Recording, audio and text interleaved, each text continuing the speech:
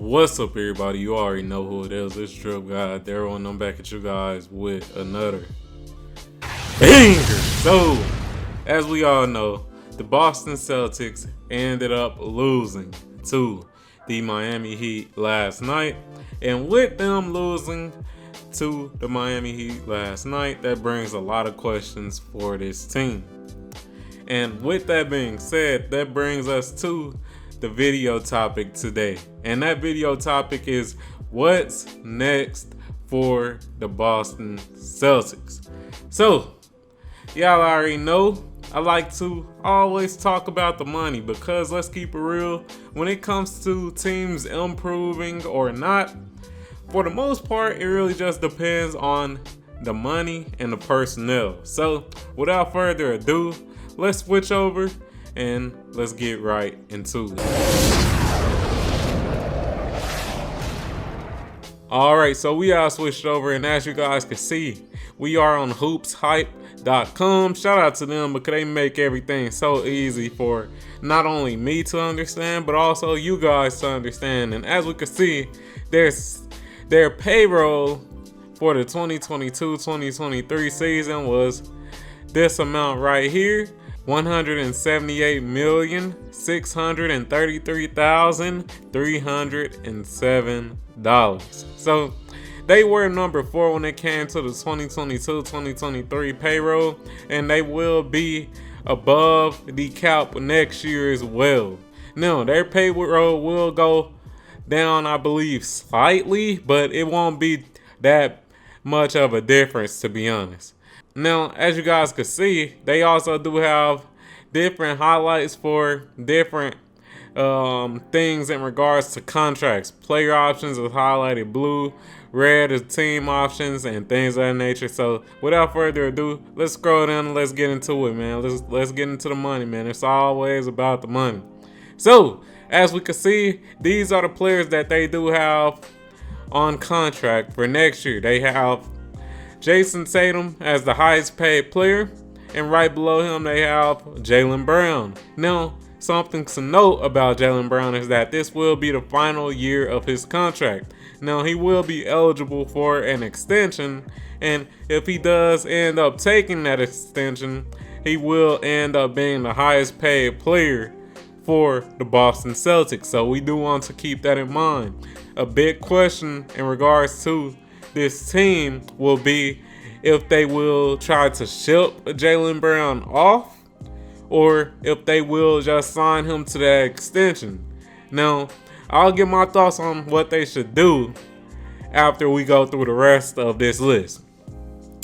Now, Al Horford, they have him on a very solid contract, $10 million. That's a very solid contract for a player like Al Horford, a player who can still play very solid defense and also can space the floor when needed. So that's a good contract. Malcolm Brogdon, he's getting paid $22.5 million. Malcolm Brogdon, he was pretty essential for this team. So yeah, it's kind of high. I wish they could have him on their team for a little lower, but hey, he was decent for this team. I can't really just, go too hard on him. He was decent for this team. Marcus Smart, he's getting paid about $1 million more compared to last year. He's also an essential part of this team. Yes, I do hate his decision making sometimes when it comes to shooting and things of that nature, but hey, he is still an essential part of this team, and he is the heart of this team at the end of the day. Derek White, another essential player on this team. He's making around the same amount as Marcus Smart as well, around that $18 million amount. And I feel like he's another one of those role players who are very essential to this team. These three players right here, Malcolm Brogdon, Marcus Smart, and Derek White, they're all super essential. Robert Williams, another essential piece. He's on a great contract at $11 million, and he's pretty much their premier defensive big besides Al Horford, and that's very important. Also, he is young as well, so that matters as well. Danilo Gallinari. Let's see, what type of contract is that? He's highlighted light blue, so that's a player option. More than likely, he will take that player option. He didn't really get too many minutes in the actual playoffs, so more than likely, he will take that player option. Grant Williams, he's highlighted green. Let's see what that is. It's a qualifying offer. Now he's getting paid $6 million. I could see other teams offering a little more, maybe around the $10 million for him. So I could see him actually walking and getting picked up by a different team. Mike Muscala, he's highlighted red, and that's a team option. More than likely, they won't take that team option. He didn't really get too many minutes for this team. Pritchard, I think they will take that team option for Pritchard. I feel like Pritchard is a solid point guard coming off the bench. He's still young. Yes, he is undersized, but I feel like they should definitely hold on to him. He still has potential, and when he did actually get the little minutes that he got, he was contributing. So, yeah, I definitely think they should take that team option with Pritchard and hold on to him. Luke Cornett, he's still on the roster. That's cool. That's fine. Sam Hawson, cool. That's fine. These other players, who cares? Now, let's get to the main topic. What's next for the Boston Celtics? Now, like I said before, the main question is, should they keep Jaylen Brown? Now, me personally, I think they should keep him. Now, the reason I say that they should keep Jaylen Brown, they should extend him, is because so far during this little duo with Jason Tatum and Jaylen Brown, it has been mostly positive. They have always been a team that has made it deep within the playoffs. And why break that? Why break that? There's literally no reason to break up a duo that has been consistently making it not to the first round of the playoffs, not to the second round of the playoffs. They've been consistently making it to the Eastern Conference Finals.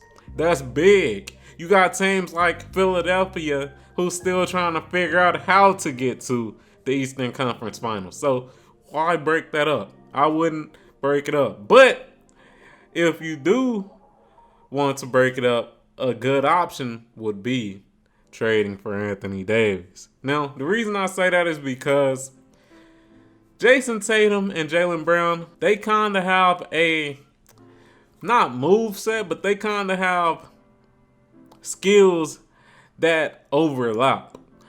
And what I mean by that is that both of the players could dribble. Of course, one can dribble a little better than the other. Jason Tatum dribbling better than Jaylen Brown.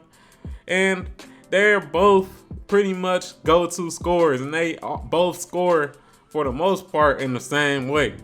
They, get that first step on the defenders. They may put you in the post because they're bigger guards. And, of course, they're going to take their step back or just pull up threes. So, for the most part, their skills overlap. And if you were to get a player like Anthony Davis, the already great defense that the Boston Celtics have would be, crazy. It'll just shoot up because Anthony Davis, we all know he's down there a Defensive Player of the Year candidate every year. So, hey, that could definitely be an interesting trade. But besides that, I don't really think that there's too many moves that they can really make because of the cap space problem that they are having. They do have a high salary, and besides that, they have a lot of players who are under contract for a long time, 2 to 3 years down the road. And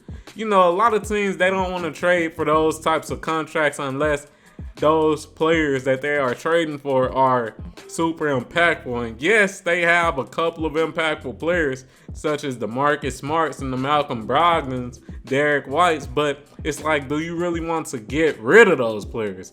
Me personally, I wouldn't. All those players actually contributed. All those players actually, made an impact in the playoffs. So me personally, as a GM, I wouldn't be willing to get rid of any of those role players. And Yeah, man. So more than likely, I could see them just running it back. To be honest, you can't really, come for their shooters. I know a lot of people may say get more shooters, but this team was one of the best three-point shooting teams in the regular season. They just had a bad couple of games where they couldn't hit the three. So I wouldn't really say get more shooters because, like I said, statistically they were a great three-point shooting team. It really just comes down to those stars actually stepping it up and being consistent. I'm gonna say it again, stepping it up and being consistent. If the stars can do that, they're good to go. They're good to go. But that's my thoughts on this. I don't really think that they should do too many adjustments. Don't be a team like the Lakers who, gorge their roster to try to be better. It worked out this year, but last year when it came to them trying to trade for Russell Westbrook, the years before when they traded for Russell Westbrook, it didn't work. If something isn't broke, don't fix it. And to me, this team, it isn't broken yet. They have been fairly successful, so why fuck it up? But hey, if you enjoyed this video, like the video, comment on the video, subscribe to the motherfucking channel, turn on notifications and all that good stuff, and I'm out. Peace.